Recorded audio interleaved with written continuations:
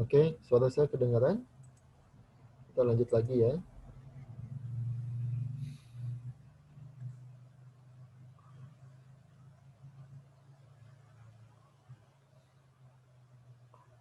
Ya, saya rekam, mudah-mudahan nggak ada masalah. Ya. Oke, kita lanjut. Suara saya kedengaran ya teman-teman ya. Dengar, Pak. Oke. Nah, untuk mendapatkan evidence itu, Anda bisa mereview struktur organisasi dari sistem informasi yang Anda audit, mereview kebijakan dan prosedur, mereview standarnya dari sistem itu, mereview dokumentasinya, kemudian melakukan interview dengan personelnya, ya. Kemudian mengobservasi proses bisnis yang berlangsung di dalam, atau melakukan pengamatan terhadap proses bisnis yang berlangsung di dalam perusahaan itu, dan melihat bagaimana performance dari employee-nya. Nah, untuk melakukan ini semua, Anda memerlukan persetujuan audit dari manajemen, sehingga Anda bisa mengakses semua sumber-sumber yang dibutuhkan untuk Anda melakukan audit tersebut. Ya. Nah, kemudian Anda juga melakukan interview terhadap orang yang relevan di dalam proses audit itu, ya, yang memiliki kualifikasi untuk Anda interview, ya, tentang fungsi aktual dari sistem, tentang prosedur, tentang keamanan, tentang pelaporan dari sistem yang hendak Anda audit itu, ya. Kemudian juga bisa menggunakan apa ini orang-orang lain yang memiliki di luar tim audit Anda yang memiliki kompetensi tertentu kalau memang uh, hal itu dibutuhkan gitu ya. Tapi Anda harus perhatikan bahwa sebisa mungkin auditnya itu berasal dari tim Anda sendiri, kecuali kemampuan-kemampuan khusus yang Anda mungkin tidak miliki, dan harus dipastikan bahwa uh, mereka itu adalah orang yang trusted, bisa dipercaya gitu ya. Uh, tapi memang biasanya tidak bisa dihindari karena ada teknologi-teknologi tertentu yang tim audit yang ada di dalam personel Anda mungkin tidak menguasainya dan membutuhkan bantuan dari orang lain untuk melaksanakan audit itu secara parsial gitu ya.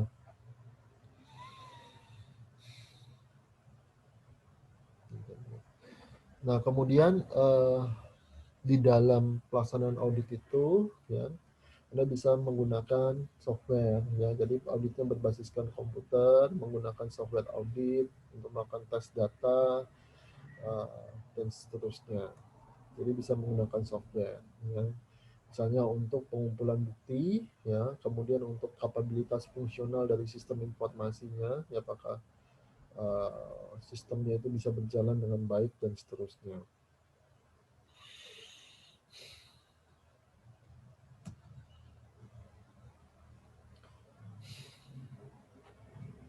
Nah, kemudian penggunaan software untuk melakukan audit itu, Anda bisa melakukan dokumentasinya juga, ya. Kemudian juga mendapatkan akses terhadap production datanya, terhadap transaksi dan sebagainya, ya.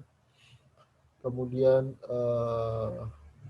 manipulasi datanya itu seperti apa, juga Anda harus tahu kerja dari softwarenya itu, gitu ya. Kerja dari softwarenya itu seperti apa. Jadi dalam dari softwarenya itu Anda juga harus mengerti. Ya. Kemudian juga kelemahan dan kelebihan audit, ya, tidak ada audit yang sempurna. Ya. Di situ Anda harus melihat beberapa aspek, yaitu menilai evidence dari audit itu, ya. Kemudian juga Anda mengevaluasi keseluruhan struktur kontrolnya, ya, mengevaluasi prosedur kontrolnya, dan melakukan penilaian, melakukan assessment terhadap kelemahan dan kelebihan kontrol dari perusahaan tersebut. Ya. Kemudian juga menilai materialitas dari temuan audit itu, apakah dia material atau tidak material. Ya, material ini jadi kunci ya, karena apakah ini sesuatu yang sangat krusial yang harus ditindaklanjuti atau tidak. Ya, kalau dia material berarti dia krusial untuk ditindaklanjuti karena bisa sangat berpengaruh atau signifikan pengaruhnya terhadap operasi bisnis perusahaan kalau ada tindakan ilegal atau ketidaklaziman atau irregularity yang terjadi di dalam temuan audit Anda itu, gitu ya. Potensi efeknya dari temuan audit itu apa? Efek atau dampaknya kalau temuan audit Anda itu tindakan korektifnya tidak dilaksanakan oleh manajemen, gitu ya. Yang dibiarkan sebatas laporan dokumen audit terus tidak ada follow up yang signifikan, ya. Kemudian hasil audit itu Anda komunikasikan ya dalam bentuk exit interview, ya, memberikan fakta-fakta, rekomendasi, tanggal implementasi, ya. Kemudian memberikan executive summary dan visual presentation tentang hasil audit dan temuan-temuannya beserta keterbatasan audit Anda, ya. Kemudian juga Anda melakukan atau membuat laporan audit, ya, yang strukturnya bisa berupa introduction terhadap pendahuluan, ya. Kemudian konklusi, kesimpulan dan opini dari auditor sistem, ya. Kemudian juga temuan-temuan audit dan rekomendasi auditnya, ya. Keterbatasan audit, ya. Kemudian statement standar audit yang dilakukan dan diikuti di dalam proses audit tersebut, itu Anda jelaskan semuanya, ya. Nah, sehingga proses audit ini dikatakan merupakan suatu proses yang berkelanjutan, gitu ya. Jadi diaturkan terus berkelanjutan dan ada follow up-nya yang diharapkan, terutama kalau temuannya itu ternyata material, gitu ya. Dan mungkin ada audit-audit lanjutan untuk mengatasi keterbatasan, dalam tanda kutip ya, keterbatasan audit Anda saat ini, limitasi audit Anda saat ini, gitu ya. Mungkin karena itu di luar lingkup audit yang sedang Anda lakukan atau ada keterbatasan lain ketika Anda melakukan audit tersebut, ya. Jadi ada dokumentasi auditnya pada intinya, ya. Nah, dokumentasi audit pada paling tidak dia mencatat hal-hal berikut ini, ya. Perencanaan dan persiapan dari lingkup audit dan tujuan audit, ya. Deskripsi dari area yang diaudit, program auditnya seperti apa, ya. Kemudian langkah-langkah audit yang dilakukan dan bukti-bukti audit yang didapatkan, ya.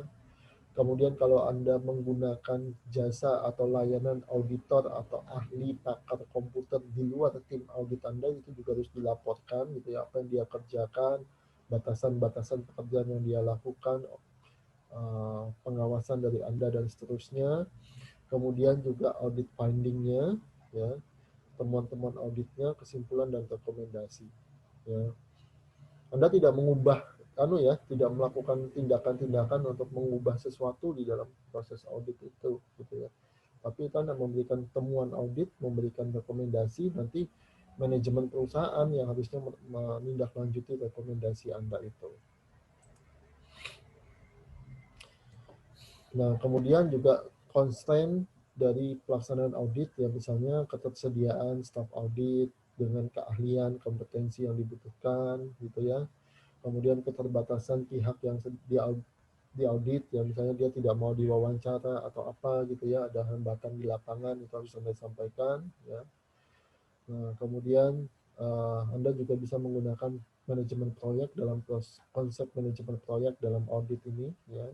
Jadi ada rencana auditnya, aktivitas proyeknya, dibandingkan dengan apa yang direncanakan di dalam dokumen rencana audit, dan penyesuaian rencana audit terhadap dokumen rencana audit, dan bisa melakukan tindakan korektif yang dibutuhkan, gitu ya. Oke. Nah, selepas slide ini ada pertanyaan-pertanyaan, ya, nanti silakan Anda cek sendiri. Saya taruh di ULS, ya, misalnya nomor 1 ini ada satu pertanyaan nih, kita coba sama-sama ya. Ini jawabannya sudah ada di bawah sebenarnya, ya, jadi Anda bisa lihat sendiri nanti, ya. Dikatakan dalam melakukan audit berbasis risiko, ya, penilaian risiko yang mana yang pada awalnya dilakukan oleh auditor sistem informasi, ya. Yang benar adalah inherent risk, ya. Inherent risk, ya, risiko yang secara nature melekat pada proses bisnis di dalam perusahaan tersebut, sehingga ketika untuk sukses bisa melakukan audit itu, seorang auditor sistem harus benar-benar memahami penilaian risiko yang melekat atau inherent risk di dalam suatu bisnis, di dalam suatu proses bisnis di suatu perusahaan. Oke, sampai di sini ada pertanyaan dulu teman-teman. Hari ini kita sudah bicara tentang audit proses. Ya, tugasnya sebelum kuliah ini berakhir harus sudah disubmit ke ULS, ya. Keterlambatan tugas, kalau tugasnya sudah saya download, sudah saya ambil, ya Anda tidak bisa submit susulan lagi, ya. Tidak ada submit untuk susulan. Tugasnya sekali lagi tugas kelompok. Hanya perwakilan kelompok yang mensubmit tugasnya, tidak perlu semua orang submit karena akan menjadi duplikasi paper. Kemudian juga pastikan di dalamnya paper itu sudah ada nama, NRT, nomor urut absen yang lengkap. Jangan ada yang ketinggalan. Kalau ada nama yang ketinggalan, berarti namanya nggak masuk dinilai nanti. Kemudian tidak usah di PDF-kan ya papernya, dalam bentuk Word saja cukup. Karena saya biasanya menulis nilainya itu di dalam Word-nya itu juga. Kemudian baru saya input ke Excel. Silakan, ada pertanyaan dulu sampai di sini teman-teman. Ada pertanyaan kan? Pak. Ya. Halo? Ya. Tuh, mau tanya Pak, kan tadi saya lihat di ULS untuk week 4 itu nggak ada informasi apa-apa Pak. Jadi Halo, halo. di week 4 Suaranya juga kecil. Halo? tulisnya Apa-apa? ya. Suaramu gedein. Oh, ntar. Halo, halo. Suaranya kecil. Halo? Ya, Udah ya ya, Pak? ya. Oke. Silakan. Apa? Oke. Itu untuk mengenai week 4 Pak. Oh, Itu kalau week 4 saya belum nggak tahu karena beda dosen lagi sudah. Bukan saya yang ngajar. Pak Greg berarti ya? Tanyakan aja ke PJMK-nya. Oh, oke Pak. Ya, Ya. Ya. oke. Ya, gitu aja. Ada lagi yang lain?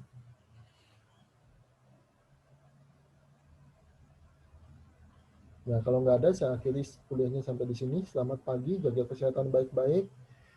Jangan tahan dulu untuk keluyuran ke sana kemari, gitu ya, kecuali benar-benar perlu, karena situasi pandeminya belum ada tanda-tanda perbaikan yang signifikan, gitu ya. Bahkan dari hari ke hari, rata-rata yang terinfeksi sekarang cenderung mencapai angka 2.000, ya, 2.000 dalam sehari secara nasional. Selamat pagi semuanya, thank you. See you again beberapa minggu lagi. Terima kasih Pak. Terima Sehat kasih selalu. Pak. Oke. Terima kasih Pak. Thank you. Ya. Terima kasih, Pak. Oke, thank you. Terima kasih, Pak. Oke. Terima kasih Pak. Oke, thank you semuanya. Tugasnya jangan lupa ya. Oke, see you. Iya Pak, Pak. mau tanya. Ya, apa? Kan tadi tugasnya disuruh bentuk Word, tapi kalau saya sudah submit bentuk PDF harus dirubah Word lagi apa tidak Nggak masalah, usah. Pak? Nggak usah. Hanya yang belum saja. Kalau sudah terlanjur, biarkan. Karena kalau Anda submit lagi, berarti akan double nanti papernya di sistem. Nah, ya. Lalu untuk nomor absennya wajib disertakan ya, Pak? Kalau sudah terlanjur, nggak usah. Tapi kalau belum, ya sertakan. Oh iya, makasih Pak. Oke, ada lagi? Ya, oke. Cukup ya. Pak, jadi kalau Pak, audit ASI ini maksud lebih ke sistem audit yang di audit itu sistemnya kayak gitu. Ya, sistem informasinya. Jadi bukan audit keuangannya ya, beda ya. Audit sistem informasinya dan computer based information system, sistem informasi berbasis komputer. Nah, kalau misalnya punya programmer, programnya dia dia nyewa programmer untuk buat program itu gimana Pak? Maksudnya gimana? Ya biasa, ya boleh-boleh aja. Tapi kan nanti Anda harus punya dokumentasi programnya. Dokumentasi program dan softwarenya itu yang diaudit. Jadi ada hasil dari softwarenya itu dipakai kan di dalam perusahaan. Kalau nggak dipakai ya nggak diaudit gitu ya. Kalau misalnya nggak dipakai ya nggak diaudit. Kalau dia dipakai, diaudit gitu ya di dalam perusahaan. Softwarenya itu, kemudian proses bisnisnya, kemudian juga dokumentasi dari softwarenya itu. Dokumentasi itu source code-nya, flowchart-nya, logika dari softwarenya, desain proses bisnisnya, dan sebagainya. Itu yang Anda audit. Oke, Iya, ada Pak. lagi? Makasih. Oke, ya udah. Sampai di sini ya. Thank you. Selamat pagi. Saya leave ya.